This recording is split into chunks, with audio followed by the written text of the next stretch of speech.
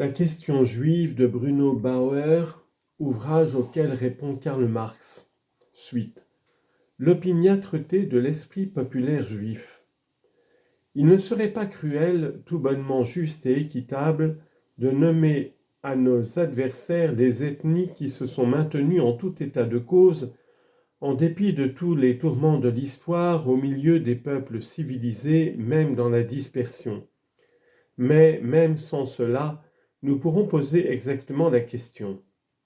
Les ethnies dont la fusion a constitué le peuple français ont-elles honte d'avoir abandonné leur indépendance et de l'avoir perdue ?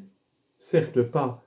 Leur abandon et leur dissolution dans le tout ne prouvent que leur capacité historique à construire, de même que leur capacité à apporter une contribution de cet esprit populaire déterminé comme historique.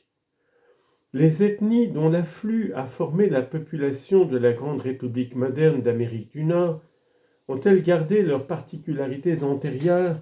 Non. Encore maintenant, les apports allemands prennent en peu de temps le caractère qui marque le tout, et cela ne leur confère véritablement pas de déshonneur, cela prouve seulement leur capacité à se trouver dans la ligne générale de la vie populaire de là-bas et de s'y intégrer.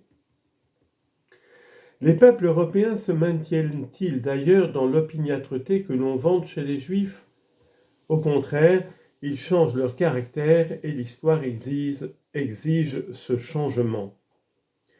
Au lieu de vanter la ténacité de l'esprit populaire juif et de le considérer comme un avantage, on devrait plutôt demander ce qu'elle est au fond et d'où elle vient.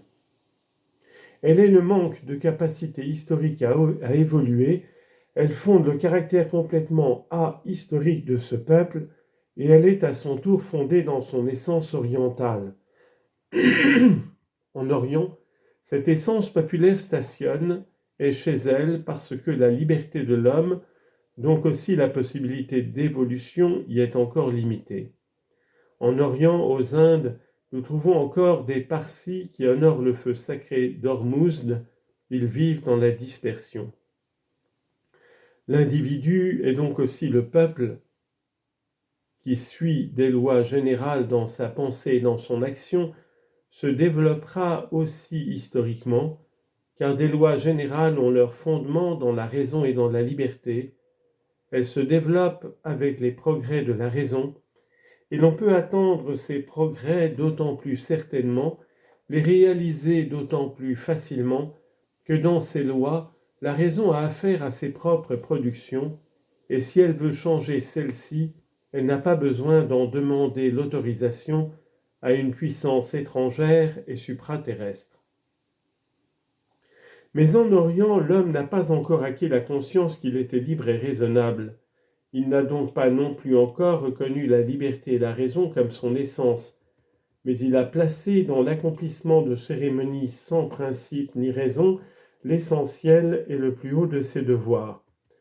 Aussi l'oriental n'a-t-il pas encore d'histoire, ni ne mérite d'être appelé histoire que ce qui est une évolution de la liberté humaine en général.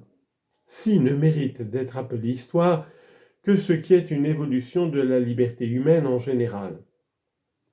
Être assis sous le figuier et la vigne est aux yeux de l'oriental ce qu'il y a de plus haut d'imparti à l'homme, et perpétuellement il célèbre ses cérémonies religieuses, il continue à considérer leur célébration inchangée comme le plus grand de ses devoirs, et se satisfait de ce que justement elles sont ainsi et pas autrement, doivent être ainsi et pas autrement, parce qu'il ne peut trouver aucune autre raison de tout ceci que celle que c'est ainsi une fois pour toutes, et qu'il doit en être ainsi selon une volonté supérieure et insondable. Un tel caractère, une telle loi doit en tout cas donner à un peuple une opiniâtreté particulière, mais doit aussi lui ravir toute possibilité d'évolution historique. Les Juifs parlent à juste titre des barrières de la loi.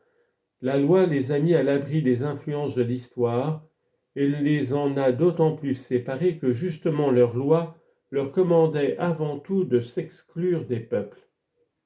Ils se sont maintenus, Mais on se demande si la loi a une teneur si profonde qu'il faut les louer de s'être maintenues inchangées avec elle.